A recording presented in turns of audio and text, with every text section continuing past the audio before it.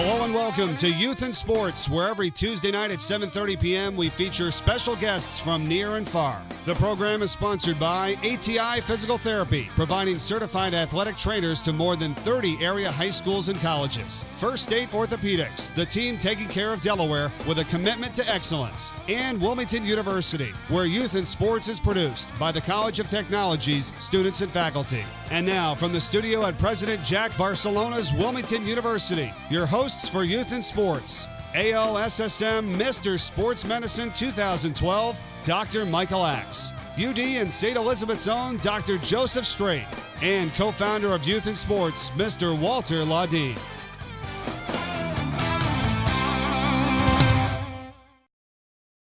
Good evening and welcome to Youth in Sports. 22 years, and here we are at beautiful Wilmington University, which is now a university officially, and got a great show tonight. Joe Strait, our other co-host, is in Pittsburgh with the Pittsburgh Steelers, and I hope he does some good cheering for them today. Mike? Yeah, Michael Axe from First State Orthopedics, and we have the United Way on. And why I asked the folks to be on tonight is the myths that people may have had about the United Way. They've had some ups and downs, they've had some national things, and we're going to talk to them about some questions about how is national different than local, where does our money go, what is it, how is it spent, how do they decide, and why should we give to the United Way as opposed to giving to an individual cause? I think you'll enjoy the answers. It's a lot of food for thought, and we're going to have fun with this. We're going to have fun? We're going to have fun, yeah. Well, let's introduce our guests. First, we have John Moore, who's Vice President of Research Development and Strategic Partnerships. Next, Debbie Armstrong, who's Assistant Director of Community Relations. And next to them is Jerry Hunter, who's the Vice President of Operations and the Chief Financial Officer, which is the guy we want to go right after. But before we get to Jerry, let's go to John first. John has a son at Caesar Rodney. That's right. He's a senior, John? He's a senior shooting guard, second team all-conference in Hennelopen last year. It was about 16.6, and we're expecting a big year this year. Get a scholarship, and please help me to be able to pay for college. And you know, John, the fact that you say that is, when you look at what colleges cost today, it's like you might as well, you know, parents get so much money today, they finally get their kid out of the house, but now they got to dip into their savings and their IRAs to pay for college. Well, hopefully they had planned for that, Walter, that they knew that, you know, the Gerber baby commercial is probably the best one that I've seen. When the family's there and said, my child is 3, I've begun to save. Well, it's important that you begin to save. You can't count on the grandparents dying and leaving you money so that you can pay for your kid to go to school. And I'm a grandparent now, and you know, don't count on me. Well, I got that part, and some of us have been thinking about this for a long time. And fortunately, we put enough money aside that even through professional school, and for those of you out there that your parents left you debt-free after your education, you should thank your lucky stars. That's the best Christmas present that keeps on giving that I've ever seen. And for those of you who haven't, I feel for you. And I understand that scholarships are everything. Having been a scholarship athlete myself, my tuition, room, and board was more than my mother netted that year when I was at Bucknell. So I totally understand the importance of having someone give you the opportunity to succeed. Now, if you get the opportunity to succeed, don't waste it. And I'll offer that to absolutely everyone. If you're fortunate enough to earn a scholarship, then take advantage of the opportunity, because a missed opportunity is just that, Walter, a missed opportunity. Well, talk about keep on giving. We want to talk to Jerry Hunter about giving. And Mike asked the question before, which is a good question. Before we came on set. Well, no, when you asked why should we give to United Way as opposed to giving to an organization that we know about. Oh, we think we know about it. I think John, you didn't have the benefit of having the preamble. Well, you just kind of walked on set because of parking at Wilmington University. For those of you that are guests, we have cones set aside for the guests. They are for you. You just move the cone and pull right in. That's what they're all about. So don't be a cone head. Use the cones. Guilty as charged. All right, but get back to you, Jerry. You know, we have that issue, and one of the hard questions tonight that people ask us all the time is why should we give the United Way? And I'm going to pose it just a little differently. Is there anyone out there that matches funding? In other words, you know, I understand if a company says, okay, if my employees give to $5,000, I'll match up to $5,000. How many of those challenges are within organizations that would make you want to earmark your money? Because you get the double dip. Because I can say I wanted to go to the Boys and Girls Clubs, not of Delaware, Greater Newark, Frame. I have to identify which Boys and Girls Club I wanted to go to, okay, just so you know out there. But should I identify that, okay, why would I, if I work for AstraZeneca, I'm going to assume that AstraZeneca or DuPont has a matching, who has matching employee up to stuff out there? There's several corporations. Who's the best? Who matches the largest sum of money? Who? Burris, 1-for-1. Burris, 1-for-1. Burris, 1-for-1. Well, Debbie would know more of this. She's in campaign. Well, that's cool. Burris, thank you, Burris people. Yes, absolutely. They are here in Newcastle, and they're also right across the line in Elkton, and then down in Harrington and Milford. And they match $1 for dollar for every employee gift. Do they give you an upper limit, up to? No. No upper ceiling? Well, how many employees they have? They are regional. They have approximately 1,700 employees, you know, in their business. Oh, okay. So that's Walter, anyone who doesn't give an upper ceiling is a brave soul. yeah. It's a brave soul. Okay, so you have Burris as 1-for-1. How about DuPont? How are they? DuPont's a corporate gift. It's not a match, and they pretty much direct it to United Way and allow us to use it as we see fit. Okay, so it's undefined. Correct. So why don't you define the type of gifts that you get during the campaign? Our goal, John had shared with me, and he wanted you to verify it, that our goal this year is $8.5 million. 18. I misspoke. 18.5. Correct. Okay, million. From, and the, that was from what, the campaign, that's correct. From the well, is there another? We have other resources. We actually have, since we've actually started doing strategic initiatives, we now apply for grants through various foundations and have several for our Stand By Me program. Our Stand By Me program, for the most part right now, is funded all through grants. Why don't you tell the listening audience or the viewing audience what Stand By Me program is? Stand By Me is basically a financial stability program. Anybody in the state of Delaware can basically access it. It's now currently in several workplaces up and down the state. It's in state of Delaware service centers where people that need the help from a financial perspective, whether it be food stamps, etc., can see a coach. It's one of the only coaching models where we have a financial coach that will actually sit down with the client. They'll talk to them about what their goals are from a financial perspective. Some of it's just getting their credit worked out and corrected. Some of it is, you know, I've got a large loan, might be a payday loan that they're trying to get situated and squared away. Some of it's just a household budget. Some of it's paying off a utility bill that for whatever reason got extended, and we work with Delmarva to help make that happen. Well, that's probably a good thing since your CFO is. That's kind of my program. Yeah, and you're chairman of the board is Delmarva. Yes, okay, so that would make sense.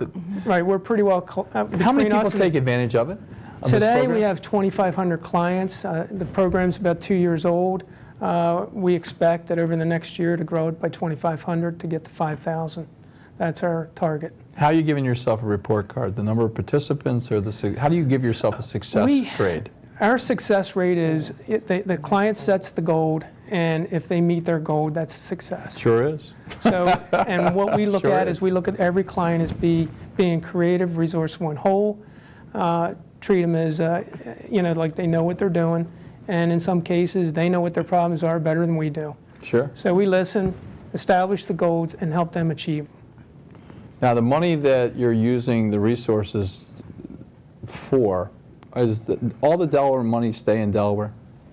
In the Stand By Me program, yes. Okay, how about the rest of the campaign? The $18.5 million is the Delaware goal, correct? Mm-hmm. Correct. But you have some companies that go through an entire area, like DuPont has many, many, many, many sites. Right. We know we're the corporate headquarters because of tax reasons for a lot of companies that don't have a plant here but have their home offices here. Mm-hmm. Do we get credit for those companies that have their home? Is it based upon where the home office is? It's where funds are raised is what we get credit for. So if the funds are raised in Delaware and they stay in Delaware, we get credit under United Way's worldwide standards for So the counting that as revenue. 18.5 he's talking about, Yes. John's talking about, Yes. stays in Delaware. Yes. for Because the you're most raising part. it in Delaware. For the most part, yes. And who decides who gets the money? Your board, Well- or is it national? It depends. Our campaign's split. It's split between what I'd call United Way funds, where the funds actually are controlled. There are funds we can use we can use them as we see fit. Then there's donor designated. Dr. Axe, you indicated that you give to the Boys and Girls Club. So No, I actually give through the United Way to the Boys and Girls Club, Right. but the question was, why is that a good thing for everyone?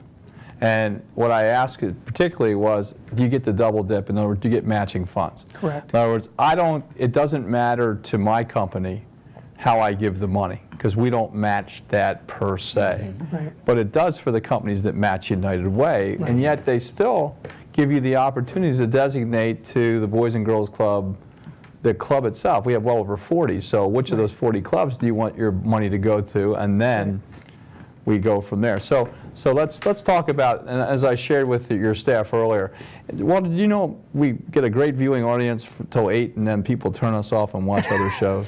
Did you know that? Yeah, for sure, for sure. So what I want to do is hit the highlights, assuming that they'll watch this on DVD and so forth later. Well, we're on the internet, so you can watch That's on the true. internet. You can watch it on the internet. But so myth number one was that the money that we raise in Delaware, that you have to tithe like the Catholic Church does so much to the Vatican. Do you have to give a portion of it to national? That's part of our $2.3 million budget, so it's part of our operating cost. So there is a fee that we basically have to pay as part of our operating cost. Okay, so that's a part of truth, that not a 10.5%. myth then. Okay, That's the there is- truth. We have a member fee that we pay to United Way Worldwide, yes, for using the logo, the advertising that they do nationally that we benefit from. So yeah, there is a fee for that. And we use some resources out of Alexandria periodically for doing some assessments around community impact work and things of that nature. Not fussing, just want to make it Understand. clear out there. The second one, and we're going to go to a break in a minute, that if you have a designated amount that you'll put toward a particular cause, you vetted it out, you have decided that this organization, as you rate them, is worthy of a proportionment of the monies that you raise. In our next segment, it's going to take a while. I think that's an important thing that everyone would like to hear. Okay. How that vetting process is done. Okay. Okay, and how I want people to understand how fair it is, because I know that after I heard about it, it certainly was much fairer than I thought it was going to be. The biases aren't quite there as it had been told to me by those people who felt that they didn't quite benefit Right. as much from it. But you can't spend that, we have a lot of money, tobacco dollars, that we have spent at least 4 times, so not surprisingly, they're not there to be spent again. We're going to go to a break and come back with United Way right after this.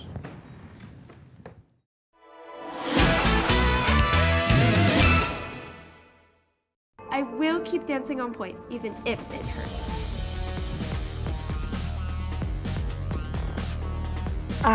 My arm is killing me. I don't know if I can pitch another ball.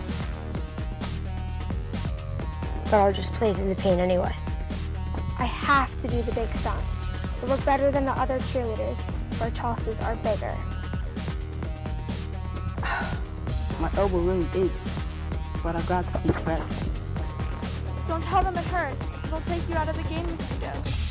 I have to push harder if I'm going to get a scholarship. I'm feeling dizzy, but I don't want to tell anyone. Everyone's counting on me. I can't rest now. Nearly 50% of all sports injuries sustained by middle and high school students are from overuse. Don't play through the pain. See your healthcare provider and follow their instructions for rest and recovery. Take the pledge. Become an advocate for sports safety. Visit stopsportsinjuries.org.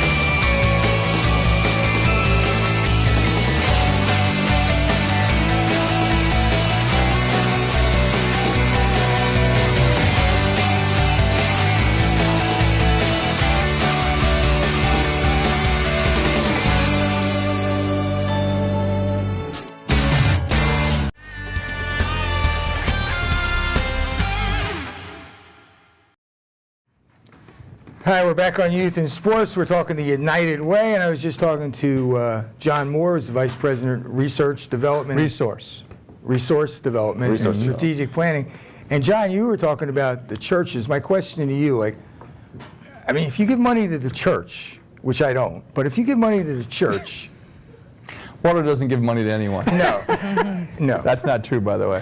Well, yeah, that's not true. It's not, I'm just kidding. Not in a religious standpoint. That's but if you give money to the church, if I was giving money to the church, I would think the money was going to the church. It is. And they, in turn, are giving it to you? No. So tell me how that works. We have 3 key things that we ask people to do: give, advocate, and volunteer. Okay. If I can explain this very quickly. Go ahead. United Way is not your grandfather's United Way anymore. We used to be a transactional organization where everyone was so focused on fundraising. But what we are now is a relationship. We call it building strategic partnerships as part of my title. And so you say, well, where does the church come in with that? I'll give you an example. One of our key pillars, we have 3 key pillars: education, income, and health. We envision a Delaware where every student enters into school ready to learn.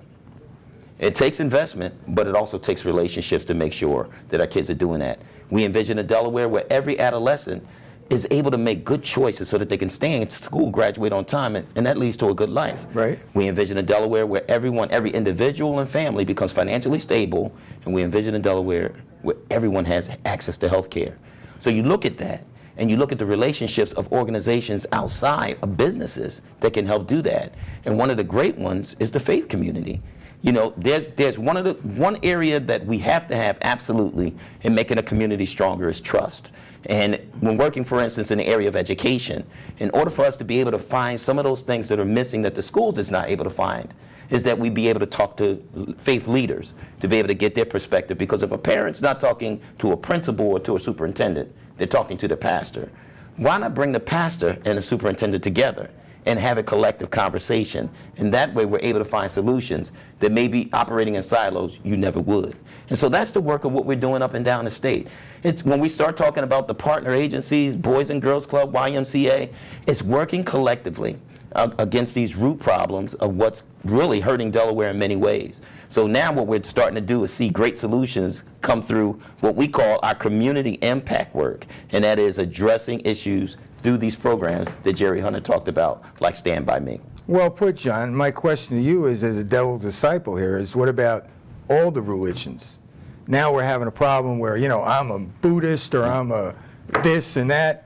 Do you fundamentally go to all the religions? No, they have a common denominator. Yeah, but watch this. This is how these partnerships work. I've been appointed by Governor Jack Markell to serve on the Delaware Coalition of Faith-Based Partnerships. And it is a faith-based partnership. All right. And it is a group of non-denominational interfaith organizations. We have Muslim, Jewish, Baptist, Catholic, everyone that you can think. Okay. And what it is that regardless of the religion, the human need problem is consistent. And so we're coming together and we're talking about what we can do to get solutions. What does it take? It does take money, but it also takes a common mindset to be able to come up with answers. I can just see the atheists suing you for a part of that dollar. Well, the fact of the matter is the atheist needs health care as well. There you go. There you go. No, that was interesting, John, and well put. Now, Deborah, you work in conjunction with John? Yes, I'm on John's team at United Way of Delaware in resource development. And you were talking about the AFL-CIO, the union. Well, she was part of they had the golf outing that Dr. Straight played in a couple weeks ago. Dr. Straight plays golf? Yeah, he'll take your money. Yeah? Yeah, he can play. Okay. So you went to the unions and you try to get groups as a whole to... Okay. Through the AFL-CIO Community Service Partnership with the United Way of Delaware, traditionally we go to businesses that have union labor and go out and run their workplace campaigns. Tom Callahan is the executive director of the AFL-CIO Community Services, and in that program I work under him. But my other work out of Kent County, I work directly under John Moore, but in short, it's no matter whether it's a union or non-union account, I'm out there for United Way raising dollars for programs that we can invest here in Delaware in the community. Now, John, you said before Jerry got here, you were talking about $18 million that you want to raise. 18.5. 18.5. Okay. In the last 6 years, the financial situation for just about everybody is just really bang. I read in one of the newspapers that raising money for charity was down a lot. If 18.5 is your goal for this year, what was it in the past years as comparison? Has it gone up or down, or let me give you an example. In 2002, we reached our peak. We were about $30 million. There you go. And that was actually during the time when MBNA was active. Right. We had a tremendous campaign with them. Well, then things happened beyond the recession. Businesses left Delaware, mergers took place, and so therefore, organizations that were given a tremendous amount to the causes of what we're representing were going away. Then came the recession. And what happened was, the amazing thing that really happened with that is, now the face of the donor changed. Those persons that used to give to United Way now became the person who needed those services. There you and go. so immediately a person that would give now has got their hands out asking for help, which they deservingly should get, because they've been given for years. Now we need to turn around and be able to help those who are losing their homes, who can't pay for health insurance, and so forth. And so, yeah, we've been tremendously impacted by that, but yet still at about $18.5 to $19 million, we're working feverishly with the people who work in our organization to be passionate about still driving people to want to give. Because we can't see organizations that are not capable of doing their own research development close their doors, because they're doing some tremendous work in their communities. So we work very hard. So let's go one step further. How do you determine the merits of an organization, so that you have everything from the Boys and Girls Club, I'm going to keep coming back to because that's my favorite, okay, to Latin American Center, to probably 100 different organizations. So how do they get a scorecard? Well, we use two things. We look at the quality of work of what they're doing, and we look at the need. So, for instance, you want to be able to help a community, but you want to make sure that it's based on a need. So let's say that you want to help an organization that believes in running clean water, when you're actually in a community that there's nothing wrong with the water. So why would we put focus there? But you're in a community where violence is just escalating, where kids are dropping out of school, where people are not able to get health care. That's a need. And so what we do is we focus on such things as that, to see that this is the kind of organization that needs to be supported because they're addressing a root issue. Here comes the second step, quality. So even though they're addressing a need, are they carrying out their mission according to the way that they've told the United Way, that they're asking people to give money towards? And so we make sure that people are doing that, because I think it goes with Dr. Axe's point. We want to make sure that as people give, it's a tremendous investment. I say myself, we say this at United Way, the giving starts with us. We're not only,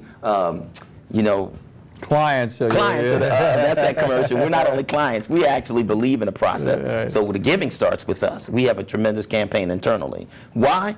Because we believe that we have invested part in making sure that our communities are safer, stronger, healthier.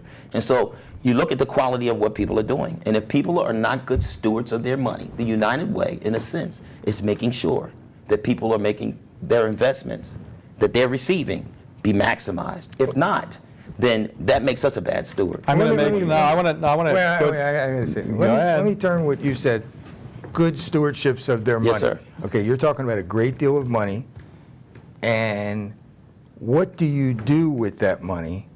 Do you give it out? If you're going to raise $18.5 million. No, that was my point. Are you going to give out 18.5 though? Minus what you cost to? No, the 18.5 that John's talking about, if you designate, that's money that we can't use to do anything with. I mean, designations, if you designate the Boys and Girls Club, we make a payout to the Boys and Girls Club away. when that we still receive, counts when we toward the 18.5. Yes, it does. Right. Yes, it does. Okay, absolutely. I just want to make sure that wasn't- everybody understands there's the money that we can let's influence, go through the process. and then designations. Because I think the I donor have, just. I think I have this down. So you correct me if I'm wrong. Okay. Okay.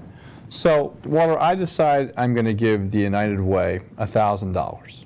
Right. And that $1,000 on my card, I earmark that I want to give it to the Frame Boys and Girls Club. Right. Okay.